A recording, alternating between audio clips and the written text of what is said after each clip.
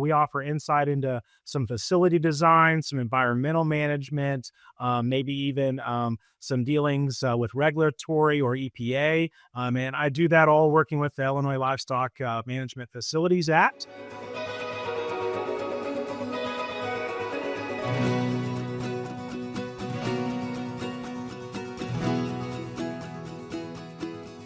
Hello and welcome to Illinois Corn TV. My name is Lyndi Allen. I am the Public Affairs and Communications Manager here at Illinois Corn. Today I am joined by Justin Lewis, the business developer from Illinois Livestock Development Group. Thank you for joining us today, Justin. Yeah, absolutely. Thank you for having me. Perfect. We're just going to jump right into some questions I have for you. How do you work with farmers who are considering expanding their livestock operations? Yeah, absolutely. That's a fantastic question. At ILDG, I work with a variety of different commodity groups, Illinois Corn being one of them. And we provide guidance and technical assistance to farmers and producers looking to expand their livestock operations. Our role is to help navigate kind of the logistics of some expansion projects. We offer insight into some facility design, some environmental management, maybe even some dealings with regulatory or EPA. And I do that all working with the Illinois Livestock Management Facilities Act and help farmers kind of connect those with industry partners, whether that's builders or engineers or anything like that. And I'm a completely free resource to be used by any individual looking to expand their current livestock operation. Awesome. Thank you. How do regulations and permitting impact livestock development? And what should farmers be aware of before expanding? Yeah, absolutely. So regulations and permitting are obviously a critical part of any kind of expansion project.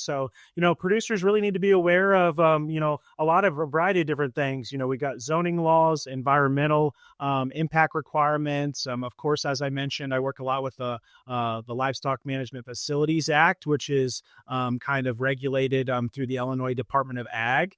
And so I work with all of those individuals and really try to help individuals understand and navigate things like nutrient management and setback requirements for expansion projects, as well as, maybe even looking at some water quality standards that they might have to, abide by with their expansion projects. And so kind of help as a group, working with not only Illinois corn, but Illinois soy, Illinois beef, Illinois dairy pork. As well, we kind of all come together as a group and come up with some ideas and some ways that we can, promote livestock expansion across the state as well. So all these things, kind of go hand in hand with regulation. And that's kind of my job, is to help farmers understand what those regulatory processes are. And so, as I mentioned, a completely free resource to anybody, whether you're a member of those commodity organizations or not. I can definitely help you with any questions that you might have about an expansion project. Awesome. Yeah, it sounds like a really great resource for our farmers to be able to use. Can you share a success story of a farmer or operation that ILDG has helped grow? Yeah, absolutely. I have quite a few success stories. The one that's just recently come to mind is working with a young individual, a young producer that's just kind of starting out.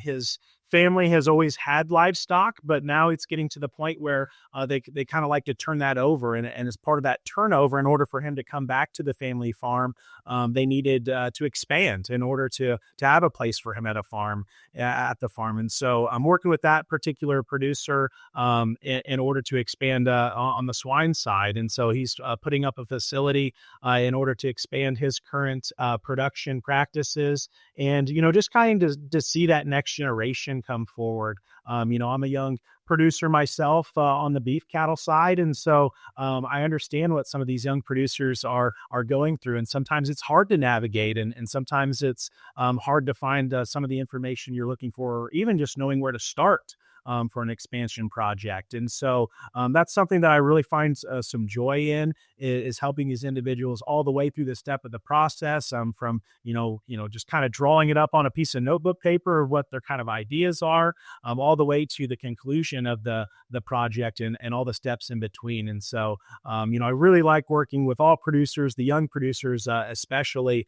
Is really rewarding because for a lot of these young producers, it's the only way that they can come back to the family farm, is to expand their current operations. And so that's really rewarding for me.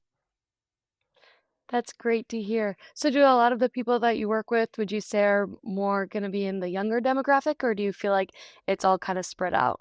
Yeah, it's definitely probably all kind of spread out. I mean, I've got producers that have, expanded as young individuals and they're looking to expand again, at kind of at midlife and everything. And so, that's something that, again, I just love working with producers and seeing that their little ideas, whether that's written on a notebook piece of paper or just an idea that they had in their head, come to fruition and a project and an expansion to be possible.